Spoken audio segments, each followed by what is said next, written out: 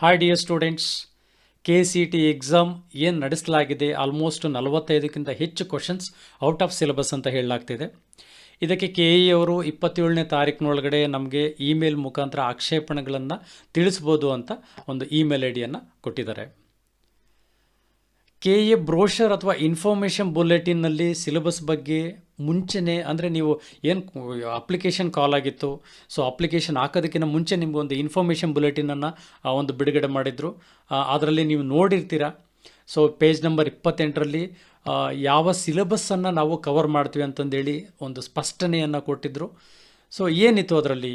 The question paper of the common entrance test will be based on the first and second PUC syllabi prescribed by the Department of Pre-University Education of Karnataka.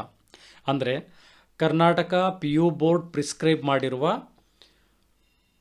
First PUC ಮತ್ತು second PUC ಸಿಲೆಬಸ್ನ ಮೇಲೆ CET ಕ್ವಶನ್ಸ್ನ ಕೇಳ್ತೀವಿ ಅಂತಂದೇಳಿ. So ಈ ಬಗ್ಗೆ ಈಗಾಗಲೇ PU board ಕಳೆದ June 2023ರಲ್ಲೇ syllabus ಬಗ್ಗೆ ಸ್ಪಷ್ಟನೆಯನ್ನು ಕೊಟ್ಟಿದ್ವಿ ಅಂತಂದೇಳಿ ತಿಳಿಸಿದ್ದಾರೆ. ಹಾಗಾದರೆ ಈ ತಪ್ಪು ಹೇಗೆ ಮತ್ತು ಯಾರಿಂದ ಆಗಿದೆ ಮತ್ತು ಹೊಣೆಗಾರರು ಯಾರು ಮತ್ತು ಇದಕ್ಕೆ ಈಗ ಸೂಕ್ತವಾದ ಪರಿಹಾರವನ್ನು ವಿದ್ಯಾರ್ಥಿಗಳು ಮತ್ತು ಪೋಷಕರು ಕೇಳ್ತಾ ಇರತಕ್ಕಂಥದ್ದು. ಈಗ ವಿದ್ಯಾರ್ಥಿಗಳು ಅಥವಾ ಪೋಷಕರ ಮುಂದಿರುವ ಕೆಲಸ ಏನು ಅಂತಂದರೆ KE ಅವರು ಕೊಟ್ಟಿರ್ತಕ್ಕಂಥ ಇಮೇಲ್ ID ನಾನು ಆಗಲೇ ಹೇಳ್ದಂಗೆ.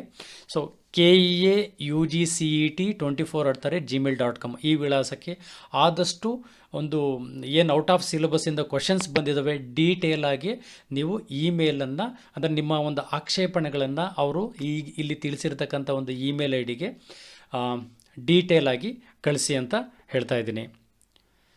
ಮತ್ತು ಯಾರೆಲ್ಲ ಮುಂದೆ ಬರುವ ಒಂದು ನೀಟ್ ಎಕ್ಸಾಮ್ಗೆ ಪ್ರಿಪ್ರೇಷನ್ಸನ್ನು ಮಾಡ್ಕೋತಿದ್ದೀರಾ, ದಯವಿಟ್ಟು ಇದರಿಂದ KCETಯಲ್ಲಿ ಆಗಿರ್ತಕ್ಕಂಥ ಸಮಸ್ಯೆಯಿಂದ ಡಿಸ್ಟರ್ಬ್ ಆಗದೆ ಸ್ಟೂಡೆಂಟ್ಸು ನೀಟ್ ಎಕ್ಸಾಮನ್ನು ಯಾರು ಬರೀತಿದ್ದೀರಾ ಆ ಎಕ್ಸಾಮ್ಗೆ ಕಾನ್ಸಂಟ್ರೇಟನ್ನು ಮಾಡಿ ಪ್ರಿಪ್ರೇಷನನ್ನು ಮಾಡ್ಕೊಳ್ಳಿ.